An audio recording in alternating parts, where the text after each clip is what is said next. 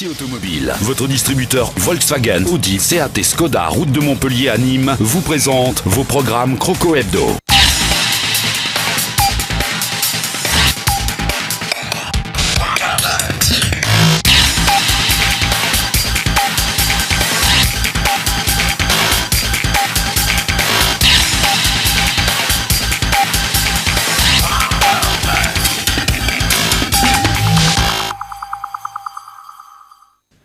Bonsoir, bienvenue sur le plateau de Croco Hebdo. Heureux de vous retrouver pour une nouvelle émission avec toute l'actualité de la semaine du Nîmes Olympique. Une formation des Crocos malheureusement défaite vendredi soir. C'était du côté du stade de l'Aube face à l'Estac. L'entente sportive 3 Aube Champagne. Le Nîmes Olympique était invaincu depuis 15 ans, championnat du côté de Troyes. Fin de série malheureusement et fin de série aussi pour le coach René Marsiglia pour sa première défaite en match officiel depuis qu'il a pris l'équipe des Crocos en tant qu'entraîneur. Avec nous sur ce plateau, deux joueurs invités, on est heureux de les accueillir. C'est leur deuxième venue ici. Tout d'abord Romain Sartre, bonsoir. Bonsoir. Défenseur au Nîmes Olympique, et puis à vos côtés Romain, Nenad Kovacevic. Bonsoir Nenad. Bonsoir. Milieu défensif également bien connu, qui a officié vendredi soir du côté de la pelouse du Stade de l'Aube. Et puis Olivier Martinez est avec nous. Salut Olivier. Salut à tous. Et puis vous le savez très certainement, il était un adepte avant cela des menus des grandes toques. À présent, il est un inconditionnel de Bangkok. Auparavant, il voulait aller au Phuket, mais maintenant il connaît tout Phuket. Voici notre Thaïlandais Patrick Chan de retour de vacances. Salut Patrick. Bonjour à tout le monde. Avec le geste, qui va de ça. Les vacances sont bien déroulées, Patrick. Vous nous avez beaucoup manqué, vous savez. Très très bien. Non, je pense que j'ai suivi ça de loin, mais j'étais avec vous avec le cœur.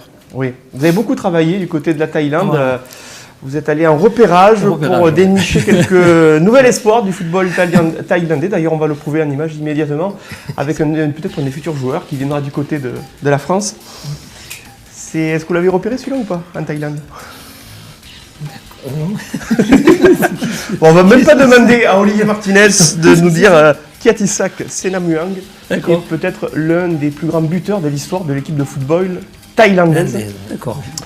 C'est pas le nom. C'était le petit clin d'œil pour vous. Patrick, tiens, en parlant de clin d'œil, on n'avait pas eu l'occasion d'y revenir, mais je voulais profiter de votre présence, Patrick, sur ce plateau, pour vous dire que vous êtes dans le 11 de la semaine. Vous êtes dans une équipe type, et cette équipe type, on vous la propose. Vous allez voir si on a bien respecté votre poste. Regardez, Patrick Chan, latéral gauche, dans une équipe composée avec Noël Tosi dans les buts, une charnière centrale avec Thierry Froger, avec un R d'ailleurs, Jean-Luc Vanouki, Patrick Chan, Victor Zvenka qui pourrait être, ma foi, un petit libéraux, Didier Oli-Nicole. Regardez, des milieux défensifs qu'on connaît plutôt bien, Laurent Fournier, un Régis Brouard et puis un François Brissot en tête. Une équipe vieillissante, mais une équipe qui avait du talent. C'est le petit clin d'œil qu'on vous fait, Patrick, c'est l'historique des entraîneurs du Nîmes Olympique. On a réussi à faire un 11 de type, Olivier. Sous l'air gazo. Exactement. Ah, d'accord, okay. Très bien. Il a suivi, quand même. Ça va au niveau des postes, on a respecté? Ouais, il y a quelques postes, à mon avis, ils sont pas très... C'est arrangé un petit peu, quand même. Un peu, ouais. Allez, beaucoup plus sérieusement, c'est pour vous, Olivier, la photo de la semaine, une photo mystère. C'est pas forcément la plus compliquée qu'on vous propose. C'est un ancien joueur du Nîmes Olympique et c'est aussi un ancien joueur qui est en lien avec l'actualité de Nîmes, qui va recevoir vendredi soir en Costière le Tour FC. C'est un joueur qui a porté les deux maillots, à la fois du Tour FC et le maillot du Nîmes Olympique il y a quelques années de cela. Est-ce que vous avez, messieurs, autour de cette table, une petite idée quant à l'identité de ce joueur? Non, du tout. Tu l'as, toi? Vers ça en pleine émission, il y a déjà les doutes. On y reviendra tout à l'heure. Allez, plus sérieusement, la composition alignée par Jean-Marc Furlan du côté de Troyes vendredi soir dans le cadre de ce match comptant pour la 21e journée du championnat de France de Ligue 2. On voit en pointe Ghislain Gimbert, quelques noms bien connus avec le capitaine Benjamin Nivet. Et une équipe troyenne, Olivier, qui, si depuis quelques temps était en panne d'efficacité, recèle dans son effectif quelques noms importants de ce championnat de France. C'est un match sans victoire, bon à prendre sur le papier, mais voilà, c'est une équipe, on le sait, avec des individualités qui sont quand même de haut niveau Ligue 1. Et quand ça veut bien sourire, après ils savent gérer ce type de rencontre. Et puis à tout moment, ils peuvent marquer comme ils ont pu le faire. Et puis c'est toujours ce Benjamin Nivet qui nous fait une bonne impression. Il marche bien contre Nîmes à chaque fois. Voilà, non, il n'y a pas de surprise, ça reste une bonne équipe. On va découvrir le 11 aligné par René Marsiglia pour le Nîmes Olympique. Peu de changements, si ce n'est la titularisation d'Aurélien Bosch du fait de la double blessure, serais-je tenté de dire, à la fois de Jonathan Parpex et de vous-même, Romain. Blessure au mollet, on va rappeler, blessure survenue en début de mois, c'est ça? La semaine dernière, sur le lendemain du match contre Auxerre, là, l'entraînement, une douleur au mollet qui m'a fait perdre une bonne semaine, 10 jours. Donc voilà. Donc reprise à l'entraînement normal? J'ai repris, ça y est, j'ai repris. Donc j'espère que maintenant ça va bien aller, il n'y a pas de souci. Le 4-3-3 aligné par René Marsiglia avec peu de changements, vous l'avez vu sur la composition. La pointe Samir Benmeziane et puis la confiance raccordée aux ailiers traditionnels. Et puis avec le fameux trident avec Abdelmalik Sissane, joueur devant la défense. Et puis Pierre Boubi et Vincent Granic. Le retour d'Omrani aussi. Oui, on l'a dit dans l'avant-match de jeudi, mais bon, c'était important de le noter. Toujours, n'oubliez pas l'avant-match du Nîmes Olympique. On va revenir justement sur cette soirée de vendredi du côté de Troyes. Malheureusement, une défaite pour le Nîmes Olympique avec les interviews des deux coachs.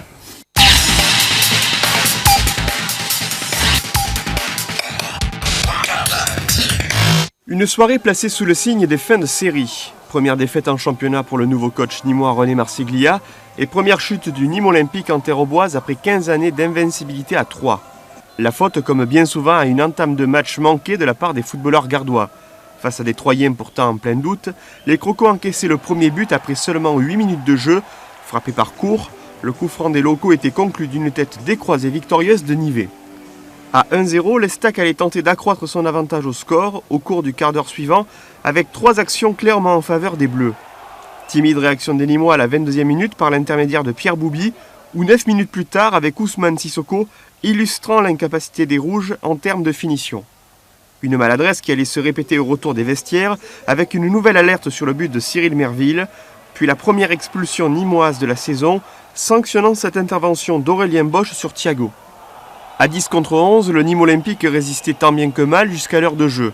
À la 65e minute, une glissade de Boubi sur un ballon de relance offrait à Gimbert la balle du 2-0 et sonnait la fin des espoirs nîmois. On n'a pas fait un bon match. On a pris 3 points. C'est marrant parce que football, que quand à Arles, on allait tous les débats, même pendant 1h30, tu prends 3-0. Et puis là, tu maîtrises rien, ou quasiment rien, et tu gagnes. C'est le football. Voilà.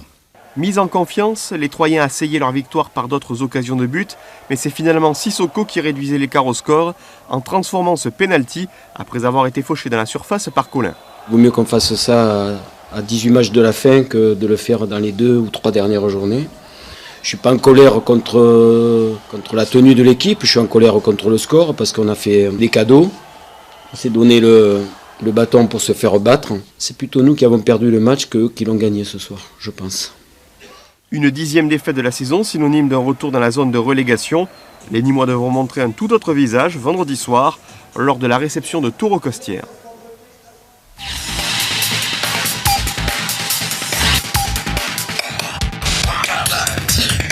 Vendredi soir, tous aux Costières pour ce match qui ne sera pas évident. On va s'en rendre compte tout à l'heure dans les résultats de la 21e journée.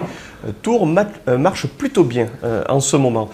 Patrick, on a commenté cette rencontre hier soir sur TV Sud. Quelle a été l'impression générale qui s'est dégagée justement d'un point de vue collectif, notamment lorsqu'on écoute l'amertume des propos de Jean-Marc Furlan, qui n'est finalement satisfait que des 3 points? Que des 3 points, alors que nous, on a vu quand même une équipe de 3 qui a dominé les débats, surtout au milieu du terrain. On n'a pas été très très bon, il faut le reconnaître, avec par intermittence le Granic qui a donné quelques bons ballons, mais on n'a pas su trouver le jeu court et le jeu collectif que les Crocos sont capables de maîtriser. Hein. Donc on peut s'apprendre qu'à nous-mêmes, et comme le dit Marsiglia, fort justement, la défaite, elle est normale, parce que bon, un moment d'inattention, puis une faute individuelle, malgré que ça fait partie du jeu, mais là on donne quand même le deuxième but, il est donné, et ça casse toute l'énergie, même s'ils n'ont rien à se reprocher, parce que dans le contenu du match, les Nîmois ont fait un match, mais un match trop moyen pour espérer quelque chose à la fin de la rencontre. On le disait notamment sur les enchaînements de passes, c'est vrai que ça manquait parfois de lien. régularité et de lien dans la construction du jeu. On va revenir en image justement sur les temps forts, messieurs, de cette partie dès la 4e minute de jeu. C'est Ousmane Sissoko qui se crée la première occasion en faveur des crocodiles du Nîmes Olympique, avec là-bas un bon débordement du côté de l'aile gauche, mais le tir de l'ailier ne parvenait pas à trouver le cadre de la cage du portier troyen. 4 minutes plus tard, malheureusement, eh bien, on va le voir, c'est sur un coup de pied arrêté, Olivier, que les Nîmois vont se faire piéger avec Benjamin Nivet. Alors le coup franc va être frappé par Johan Cour, mais encore une fois, Benjamin Nivet fera parler la différence dans la surface. Ouais, après j'ai envie de dire, surtout nous, sur un coup de pied arrêté, on est quand même trop friable. Chaque coup de pied arrêté, c'est une occasion de but très très importante pour les adversaires, et c'est dommage parce qu'on ne s'en sort pas de ces buts pris sur corner ou sur coup franc proche de la surface. Et là, encore une fois, même si on est au marquage, on est battu, quoi. Donc voilà, Merville qui est attentiste, le duel qui est perdu, voilà. Bon, c'est-à-dire c'est Nivet qui est arrivé qu'à un mouvement alors que tout le monde était statique de notre part. Donc il a attaqué le ballon et là, il n'y a pas de... Romain, en qualité de défenseur, est-ce que des joueurs d'expérience, par exemple comme Nivet, sont plus difficiles à marquer sur ces phases de jeu où parfois il peut prendre l'avantage de la tête? Lui, sur le jeu de tête, pas forcément. C'est pas forcément son point fort. Il est plus compliqué à lire dans ses trajectoires, dans ses déplacements. Après, c'est vrai que moi, je rejoins. C'est vrai que sur les coups de pied arrêtés, on a pris trop de buts et c'est un manque un peu de concentration et de rigueur. Et c'est dommage, ça coûte beaucoup de points. Ça fait 3 matchs qu'on prend un peu des buts tôt comme ça et des buts évitables et ça peut un peu influer sur la performance globale. Donc, d'être plus concentré, plus rigoureux sur ces phases-là. Dans le jeu, vous n'êtes pas forcément trop inquiété si on regarde le nombre d'occasions des adversaires. Bon, il y en a toujours une ou deux, c'est logique dans un match. Mais vous n'êtes pas tant inquiété que ça dans le jeu. C'est souvent sur coup de pied arrêté que vous êtes en difficulté, c'est ça qui est dommage. Ou des erreurs. On a été, bien sûr qu'on a pris des buts, on était mis un peu hors de portée, mais beaucoup moins par rapport à tout ce qu'on a pu prendre. Je crois que depuis le début de la saison, ça fait 10 fois qu'on prend un but au coup de pied arrêté. Après ce que j'avais regardé, 14. Ça fait beaucoup. Combien? 14. 14 fois 14, bien, madame, je ne me trompe pas. Bon, j'ai pas bien calculé. Ça fait encore beaucoup. Ça fait une moyenne assez haute. Déjà, je disais 10, c'était là 14. Ouais. On va revenir sur un quart d'heure qui va sourire aux Troyens avec 3 actions franches juste après l'ouverture du score. Nenad, vous êtes rentré à l'heure de jeu. Comment vous avez trouvé cette équipe de Troyes depuis le banc en début de partie? Franchement, je peux dire la même chose comme coach de Troyes. Ils ont gagné, mais ils sont pas bien joués. Ils ont joué mieux chez nous. Quand nous, on a gagné 3-1. Mais je pense que chaque match, on commence avec un but retard. On se réveille trop tard. Mais on est entré un peu déçu. Je pense que nous, on doit jouer chaque match comme le dernier, si on veut sortir de zone rouge le plus vite possible. Mais on a oublié 3 déjà. Dans 3 jours, on joue contre Tours. C'est plus important pour nous. Tout à fait. On va rester sur les temps forts de cette partie pour celles et ceux qui n'auraient pas pu le suivre vendredi soir à la télé ou bien hier soir sur notre chaîne.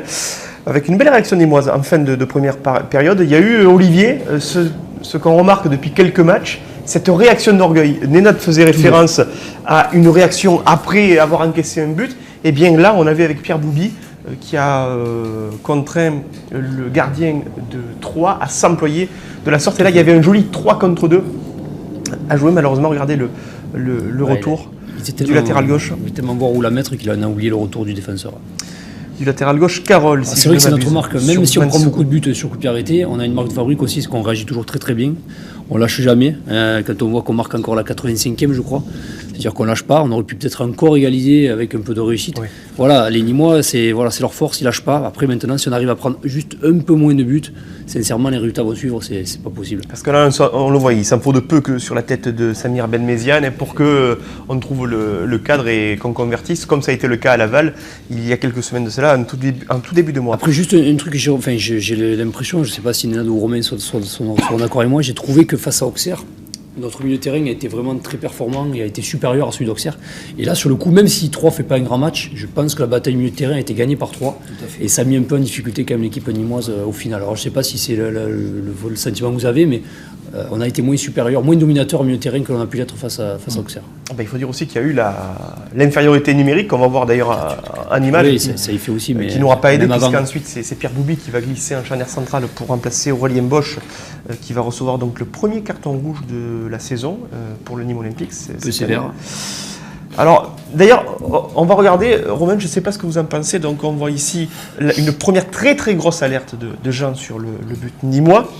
Mais je me demande s'il n'y a pas peut-être une obstruction juste avant l'intervention d'Aurélien, une obstruction sur Pierre Boubi.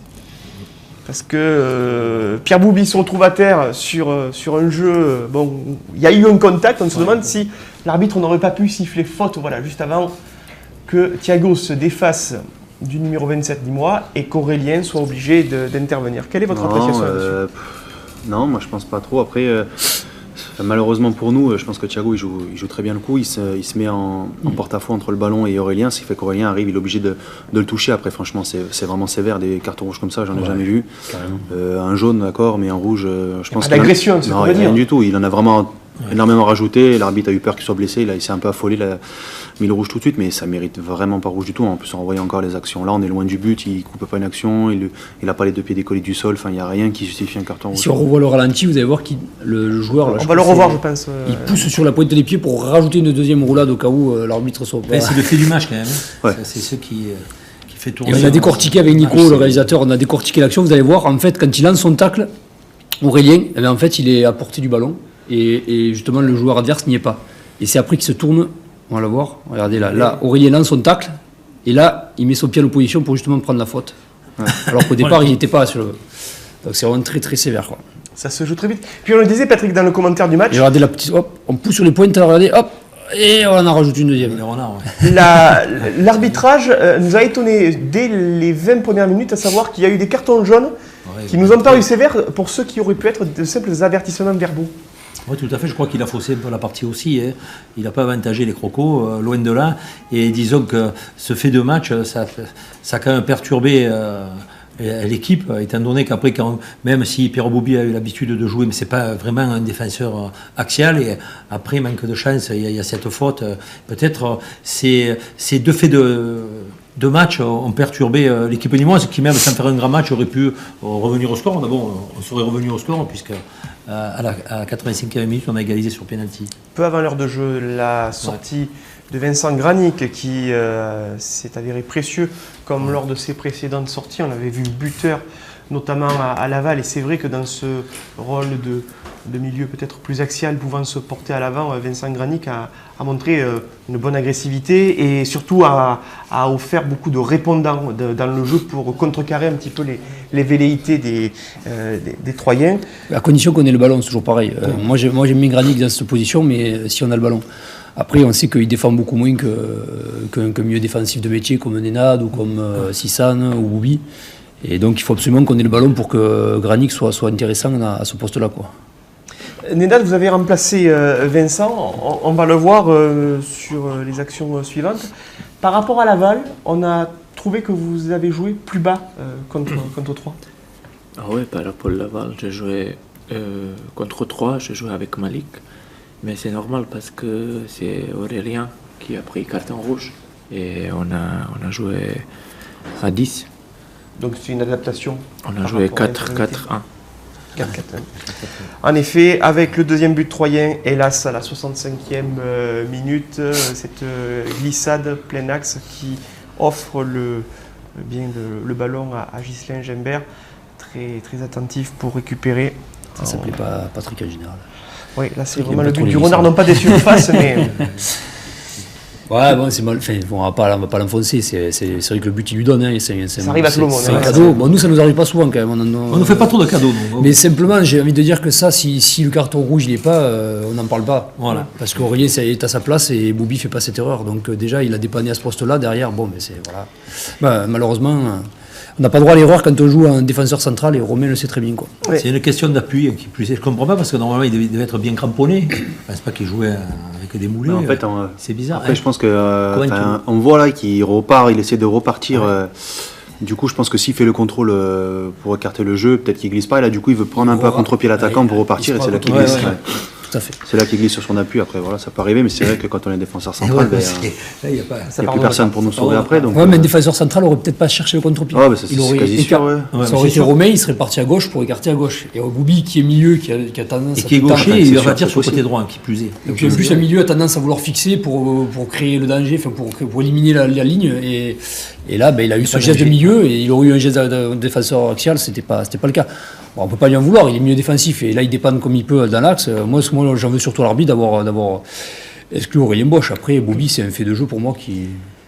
L'Estac qui ne s'est pas contenté de ces deux buts, qui a continué à pousser avec d'autres occasions plutôt franches. On voit ici Jean-Marc Furlan le long de la ligne de touche et vous allez le voir, il y aura plusieurs sauvetages. La défense nîmoise sera mise à contribution. Vous voyez ici très combatif, Nenad le long de la ligne de touche, jouer avec Ousmane Sissoko. C'était pas évident de ressortir en infériorité numérique ces ballons. Et on va voir Cyril Merville s'employer à plusieurs fois sur ces tirs troyens, que ce soit au point ou bien des arrêts réflexes de la jambe. On le verra sur l'action suivante.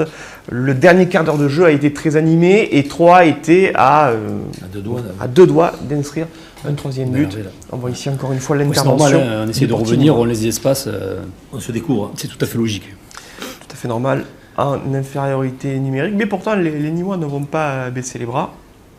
Ils vont justement redoubler d'efforts pour essayer de conserver la balle, d'enchaîner ses passes. Et puis, au moment où finalement les Crocos vont, on va dire peut-être montrer un petit peu plus agressif et essayer de mettre en difficulté la défense troyenne, eh bien, dans le duel, Sissoko va obtenir cette faute dans la surface de réparation face à Maxime Collin.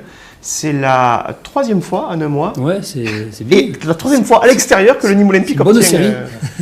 C'est une bonne série. Et dans la rencontre, c'était la première fois qu'on rentrait dans les 18 quand même. Oui. C'est pour ça que si on est rentré plusieurs fois, après penalty. Deuxième fois à l'extérieur, pardon. Christophe, je vais être objectif. Je vais être objectif pour une fois. Mais il a arbitré en fonction du carton rouge. Le penalty me semble bon. Ici, il siffle pas, il n'y a pas. Il n'y a peut-être pas, scandale. Quoi. Il n'y a peut-être pas pénalty, il n'y a pas carton rouge. Parce que le crochet est long, même s'il le touche, attention, je ne dis pas qu'il ne le touche pas, mais même s'il le touche, il y en a beaucoup qui. C'est bizarre, je trouve que c'est plus lâché à 10 qu'à 11. Puis la rentrée de Nenad a été bonne, a été positive. Parfois on dit qu'on peut libérer entre guillemets à 10. Les coachs disent ça, qu'à 10, n'ayant plus rien à perdre, parfois le jeu a tendance à se relâcher. Ouais, surtout en plus quand on perd, quoi. De toute façon, on est à 10, il faut remonter un but, la balle à même 2, donc on joue, on se porte peut-être un peu plus vers l'avant, on laisse aussi un peu plus d'espace derrière, et on est à 10, donc on va pas non plus rester acculé devant la cage en attendant de prendre le troisième. Autant... Il ne faut pas gérer le 2. Ouais, voilà, autant sortir un peu. Alors on le voit ici, ça crée des espaces. On a vu un contre troyen. Ici, une faute qui va être sifflée sur Benoît Poulain. Après une tentative de percée d'Abdelhakim Omrani qui était rentré en cours de jeu. Ça va être l'ultime coup franc. Alors que l'on voit Anthony Cora qui avait remplacé Samir Benmeziane prendre place dans le mur des Bleus. Le coup franc ne va rien donner. Malheureusement, il va être détourné par le mur, y compris la reprise. Mais les Nîmois vont continuer à pousser jusqu'à la fin, avec un dernier corner qui sera frappé par Mathieu Robaille. Alors que l'on voit ici, on vous voit Nenad jusqu'à la fin, tout donné dans ce temps additionnel. Et là, on a enchaîné des passes, c'est là que c'est surprenant. Je veux bien que ça se réveille à 2-1, mais c'est mieux un début de match. Ouais, mais 3 reculent parce qu'ils essayent de conserver dans les dernières minutes, dans les derniers instants, ils conservent le score et Nîmes pousse, donc c'est un peu logique. Et voilà, le dernier corner de Nîmes Olympique, malheureusement défait 2-1 sur cette pelouse du stade de l'Aube. On va observer une courte pause dans cette émission Croco Hebdo. Puis on se retrouve avec nos invités Nenad Kovacevic et Romain Sartre pour la seconde partie de celle-ci. À tout de suite.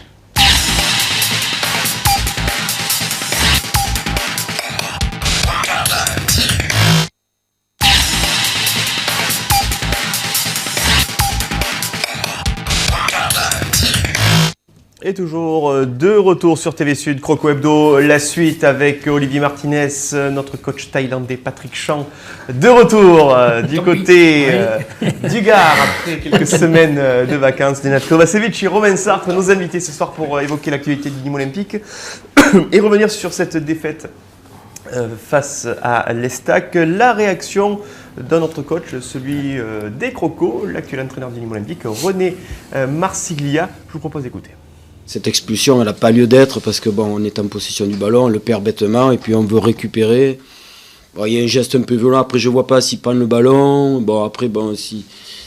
c'est sûr que s'il sort, le rouge est peut-être mérité, mais de toute façon, c'est pas ça qui nous fait perdre le match ce soir. Hein. C'est pas ça du tout, parce que même à 10, on avait belle gueule sur le terrain, et ça peut arriver. Non, c'est pas...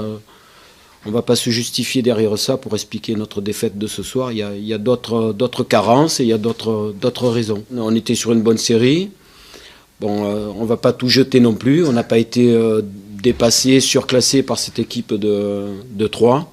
Donc on va positiver. On va traiter cette défaite comme on a traité notre victoire, c'est-à-dire avec beaucoup de sérénité, beaucoup de calme. On va analyser les choses ensemble.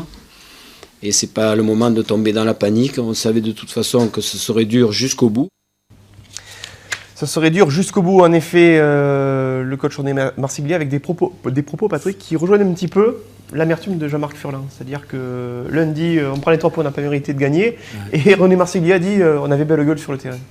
Oui, disons que chacun voit midi à sa porte. Mais nous, des fois, on ne voit pas la même chose. Et c'est surprenant, mais pourquoi pas. Les résultats de cette 21e journée de Ligue 2 avec le récapitulatif des scores, la victoire précieuse d'Arles face au leader messin, le FC Metz qui n'arrive plus à gagner, qui voit son avance au classement fondre comme neige au soleil. Match nul entre Brest et Nancy. Vous voyez ici les autres résultats, départage des points entre Bastia et Istres, la victoire de Caen du côté de Créteil, partage des points entre Laval et Clermont. Niort également qui va l'emporter du côté du Havre. Et puis ce gros carton, 5-2, alors qu'hier soir le Racing Club de Lens justement a fait une bonne opération au classement en allant l'emporter du côté de la Baie des Champs. 5-2, le futur adversaire du Nîmes Olympique, c'est Tours, qui donc s'est nettement imposé avec 3 buts d'écart face à la Berrichonne de Châteauroux. Est-ce que vous avez été impressionné, Romain, ou étonné justement par cette efficacité offensive des futurs adversaires du Nîmes Olympique? Non, étonné un petit peu quand même, parce que 5-2 ça fait un gros score, on ne les voit pas souvent. Après, Tours, ça fait quand même plusieurs années qu'à la maison ils sont très très performants, et cette année encore plus, ils n'ont pas perdu un match chez eux. Et là, c'est vrai que j'ai regardé le match, ils ont été quand même très très efficaces, et une très bonne équipe qui joue bien en ballon, qui est très performante chez elle. Après à l'extérieur, j'ai pas trop vu de leur match à l'extérieur, mais sur le match, de toute façon, où ils sont classés maintenant en deuxième partie de championnat, s'ils sont là, c'est quand même ils ont réussi à être assez réguliers sur cette première partie de saison, donc ça va être un match compliqué. Vous avez gardé des connaissances dans le... Ouais, j'ai toujours... ça a quand même pas mal changé. En plus, là, il y a eu un nouveau président, une nouvelle équipe de management. Donc, mais j'ai toujours quelques joueurs que je connais bien. Ouais. À surveiller donc ce déplacement des Tourangeaux vendredi soir du côté du stade des Costières dans le cadre de la 22e journée. Le classement, je l'ai dit, Metz qui voit son avance fondre comme neige au soleil. Plus que 2 points sur les 100 et or du Racing Club de Lens qui reviennent très très fort sur le FC Metz. Mais ça se resserre, Olivier, on le voit en première partie de classement. Arles n'est plus qu'à 5 points du podium du fait de cette victoire précieuse. Angers est 3e avec 37 points, mais ça fait que 2 longueurs d'avance sur Tours, qui marche très très fort en ce moment, et sur Caen, qui se montre toujours efficace à l'extérieur. On le dit, il y a très très peu d'écart entre ces équipes. Quand on voit 3, le niveau qu'ils peuvent avoir, Nîmes qui remonte pas loin, même Bastia qui est capable encore de gagner, malgré que... Ouais, non, sincèrement, chaque match est très très compliqué, même s'il n'a pas le même contenu, il est quand même très difficile à aborder pour même le premier. Metz n'a pas, comment dirais-je, l'accession déjà faite. Loin de là. Et si Nîmes retourne malheureusement pour l'instant en zone de relégation, vous l'avez vu sur la fin de classement, il y a encore là aussi très très peu d'écart. Premier relégable, on n'est pas loin. Entre la zone rouge et la 14e ou la 15e place. Le programme de cette 22e journée avec cette réception au Costières du Tour FC. Il y aura quelques rencontres à suivre, sport intéressantes. Vous le découvrez en même temps que nous aussi, quelques matchs peut-être à fort enjeu en termes de gain de points. Et puis le Racing Club de Lens qui recevra Laval, ce sera samedi après-midi. Voilà en ce qui concerne le programme de cette 22e journée. On va rappeler les temps de jeu des joueurs du Nîmes Olympique avec toujours le portier Cyril Meril le premier, suivi de préparer Yann Nouri, Pierre Boubi, Aurélien Bosch et vous-même, Nenad Kovacevic. Difficile aujourd'hui entre guillemets, de vivre cette nouvelle concurrence, une nouvelle compétition. Il y a un nouveau coach et donc forcément, chacun doit faire ses preuves et gagner sa place de titulaire. C'est pas facile, franchement, mais j'ai pas perdu confiance. Je suis professionnel. Je pense que je travaille bien. Nous, on travaille bien. Et après, c'est le coach qui va décider. Nouveau système de jeu, en effet. Je veux donner tous pour jouer, mais comme j'ai dit, après, c'est le coach qui va décider. Avec le nouveau système de jeu décidé par René Marsiglia, Patrick. Parce que quand on a vu, quand il est rentré avec, il avait la faim. Ça veut dire, malgré le palmarès qu'il a, il se remet en question, et ça, c'est très bien. Classement des buteurs, justement, on va retrouver tous les crocos qui se sont illustrés depuis le début de la saison. Alors Samir Ben-Méziane est toujours premier avec 7 réalisations victorieuses. Le duo Sissoko-Nouri avec 4 buts, Pierre Boubi et Vincent Granic avec 3 buts. Et puis on vous retrouve Nenad aux côtés d'Aurélien Bosch, d'Anthony Cora, de Mouri Ogunbi ou de Benoît Poulain. Oui, tiens, puisqu'on parlait de Nenad buteur, j'ai pas souvenir de votre dernier but. Alors, mis à part celui de Laval, mais de votre dernier but, peut-être un championnat de France. J'ai beaucoup cherché du côté de Lens, mais j'ai pas trouvé. Le dernier but, j'ai marqué quand j'ai joué à Bakou, à Azerbaïdjan. Et franchement, j'ai marqué 4-5 buts, pas plus. Mais ça peut être des jolies réalisations, comme on va le voir sur ces images, avec le rappel justement de ce déplacement à Laval. Alors vous étiez rentré en cours de jeu et vous jouiez beaucoup plus haut, forcément. Ouais, parce que j'ai pris place de Granic, qui joue un peu plus offensif. Et c'est ça. Mais ça vous plaît ce registre de jeu comme mais ça? Franchement, vous pouvez voir, c'est surprise pour caméra quand j'ai marqué. Parce que je suis parti à droite et caméra. Ils sont pensés que c'est aussi Soko ou Samir qui sont marqués. Et qui est-ce qui sort de la boîte? Quelle surprise pour eux. Exactement. Le réalisateur a été un petit peu c'est bizarre, mais c'est comme ça. Trompé. Mais en tout cas, Romain, c'est plutôt un joli but. Quoi. Ah ouais, non, c'est une belle frappe. Non, mais il a une belle frappe, Nenad. Après, le truc, c'est que Nenad, c'est le récupérateur dans l'âme. Il a joué quasi toute sa carrière vraiment devant les deux défenseurs centraux. Il sortait très peu, donc peu de situations de marquer. Mais quand il peut, il est capable et il l'a montré. Il faut qu'il joue plus haut alors. Comme à Laval. Franchement, vous nous avez régalé à Laval, Nenad. Allez, on va rappeler le classement des passeurs avec toujours Mouri Ogunbi qui est premier avec 4 passes décisives. Et puis on le voit, d'autres Nîmois se sont illustrés. 2 passes pour le quatuor Boubi, Sissoko Granic, Nenad Kovacevic, ainsi qu'Abdelhakim Omrani. Puis d'autres qui apparaissent, notamment Samir Ben-Méziane ou encore Mathieu Robaille avec une passe aux côtés de Fanchon et de Jérémy Cordoval. Nenad, est-ce que vous avez des habitudes particulières dans le vestiaire? Oui, je pense que c'est pas été très difficile pour moi parce que j'ai joué déjà à France. 5 ans, j'ai joué à Lens, c'est beaucoup. C'est ça. D'accord, donc bien intégré au vestiaire nîmois, mais pas d'habitude, on va dire, dans votre façon de vous préparer, de ranger vos affaires, non, ça c'est... Non. T'avais pas compris. Bon, en tout cas, il y a quelqu'un dans le vestiaire qui vous souhaitez vous poser une question sur une de vos attitudes. Pas une habitude, mais une attitude. Je vous propose de l'écouter, il s'agit de quelqu'un qui aime bien tweeter. Regardez.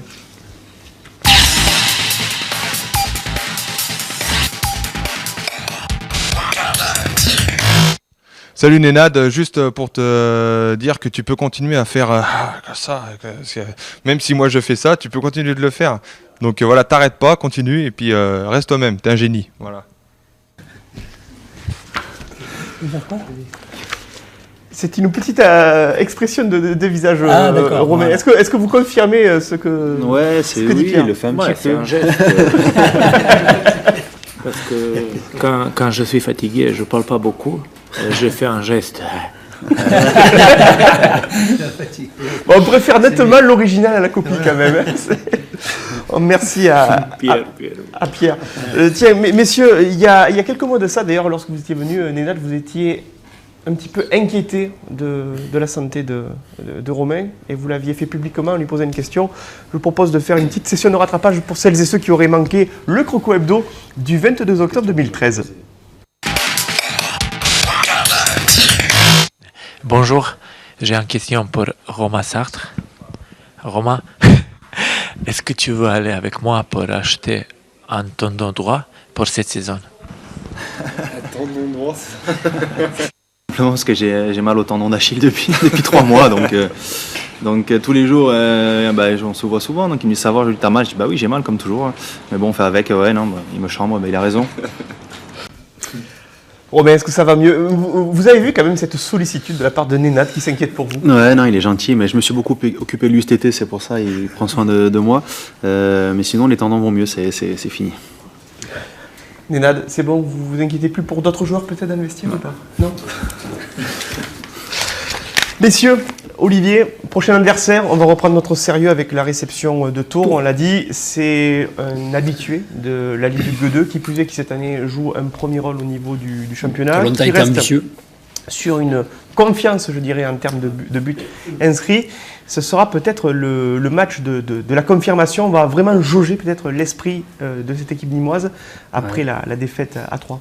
Mais j'aime bien moi, ce genre d'équipe au Costières parce que c'est une équipe, Tours, c'est une équipe qui joue, qui a toujours l'ambition chaque saison de monter en Ligue 1. Donc c'est une équipe qui ne va pas fermer le jeu, qui va jouer. Et nous, comme on aime ça aussi, ça va faire un match plaisant, en espérant que cette fois-ci la chance et la réussite soient avec nous, parce qu'on en manque un peu ces derniers temps, il faut le dire, même si des fois c'est mérité. Là, pour moi, on manque un peu de réussite, et si pour une fois ça pouvait tourner, on pourrait reprendre une certaine série, et la série, on sait que c'est ce qui va nous permettre de sortir à moyen terme de cette zone rouge. Donc Tours, pour moi, c'est le parfait adversaire pour se relancer au Costières. En termes de motivation et d'état d'esprit dans le vestiaire, Romain, est-ce que vous sentez depuis le retour de Troyes que justement tous les esprits, la volonté, c'est de remporter ces 3 points justement vendredi au Costières? Vous l'avez senti comment justement ce groupe depuis le début de la semaine? Non, c'est bien, je pense que le coach nous a réunis un peu hier, il a fait un peu le point du match, le pourquoi du comment, qu'est-ce qui fait qu'on a fait ce résultat, et on travaille dessus cette semaine. Et après maintenant, voilà, comme a dit Nenad, le match de Troyes il est oublié, et maintenant on est focalisé sur ce match de Tours, et voilà, comme tu viens de le dire si bien, il faut qu'on entame une série à la maison et qu'on la poursuive le plus longtemps possible. Patrick, en plus, on le voit, rien n'est joué, ça peut aller très très vite. On peut se retrouver, si Nîmes avait gagné contre Auxerre, Nîmes se retrouvait 13e ou 14e. Finalement, là, on retrouve la zone de relégation. Donc, c'est match après match qu'il faut se sortir de cette zone rouge. Ouais, mais ça sera en plus un très gros match, parce que c'est une belle équipe. Et je crois que nous, on se doit de gagner chez soi. Il faut se lâcher. Et, on a quand même les qualités pour le faire. Donc, il faut faire un gros match. Il faudra que les supporters viennent aussi au stade, parce que c'est un peu gênant de voir si peu de spectateurs quand même au Costières, parce qu'on a besoin de soutien, et c'est dans les moments difficiles qu'il faut que les supporters soient là. Et Christophe, je ne veux pas faire un excès d'optimisme, mais ce qui nous permet d'y croire et de vraiment continuer, comme le dit Patrick, à soutenir cette équipe et à la supporter plutôt que de l'enfoncer, c'est dans le contenu et l'attitude. On aurait une équipe face à nous qui est en train de lâcher petit à petit, qui ne se bat pas, comme on dit, qui ne mouille pas le maillot, même si j'aime pas cette expression, qui ne s'arrache pas, qui n'essaye pas de bien faire. On pourrait dire, il ne mérite pas qu'on le met. Franchement, aujourd'hui, sur ce qu'on voit à domicile ou à l'extérieur, l'équipe elle s'arrache, elle lâche pas, elle a la bonne attitude, dans le contenu c'est bon, il manque pas grand chose pour que ça sourie. Donc voilà, je ne veux pas être trop optimiste, mais il faut quand même continuer à la soutenir parce qu'elle mérite pour l'instant qu'on la soutienne. Avant de découvrir la photo, rendez-vous donc vendredi soir au Costières à partir de 20h pour la réception du Tours FC. Quelques éléments d'information pour vous aider à deviner notre photo mystère. Il a été formé à Kourou en Guyane, sa ville de naissance, avant de regagner la France métropolitaine et le SCO d'Angers, où il débuta pro après un passage à Frontignan. Attaquant, il s'illustre avec Angers. Olivier, ça y est? Non, c'est pas lui. Puis Tours au milieu des années 90. Avant de rejoindre le Nîmes Olympique, allez, on va lancer la Je photo. pensais que c'était au Roumain, mais pas du tout. Le Nîmes Olympique en 1996, avec lequel il joue la Coupe d'Europe des vainqueurs de coupe et remporte le titre de champion de France de national. Jean-Marc Ziscol. Il finit sa carrière dans le Gard du côté du stade de Beauquerrois. Il s'agit de Jean-Max Discol. Non, j'étais pas du tout là. Non, je ne l'aurais pas trouvé, parce que la photo... Mais il est parce que c'est tellement plutôt les jeune. années nationales, ça. Maintenant, il a les cheveux. C'était les saisons nationales, donc Ouais, forcément, ouais, tout à fait. Mais il a joué la Coupe d'Europe avec le Nîmes Olympique. Oui, c'est vrai, tout à fait. L'année 1996-1997. Merci infiniment, messieurs, pour votre présence sur ce plateau ce soir. Néna Desromains, bon match pour vendredi contre Tours. Patrick et Olivier, révisez vos classiques pour vous retrouver là dans le collectif des commentaires en tribune sud vendredi soir du côté des Costières. On forme la fine équipe. Avec, on imagine, quelques photos dont vous allez gratifier les supporters, Croco. Un petit mot encore de Moussa Sidibé qui donne le bonjour à tout le monde, qui présente ses vœux et qui souhaite que Nîmes Olympique remonte rapidement. Donc on souhaite à Moussa de retrouver un club et il passe toujours au Nîmes. Il a signé au Red Star. Il a signé au Red Star. Tant mieux pour lui, c'est très bien. Merci Romain de l'info. Voilà. Donc c'est une... Non, pas qu'il a signé au Red Star. En effet. Beauvais, c'était que des contacts, mais ça ne s'est pas confirmé. Voilà. Un bon souvenir. Un bon souvenir, le combattant Moussa. Venez au Costières vendredi, on a besoin de vous. Allez, merci de votre fidélité à Croco Hebdo et rendez-vous mardi prochain pour une nouvelle émission. Et Allez, Nîmes, au revoir.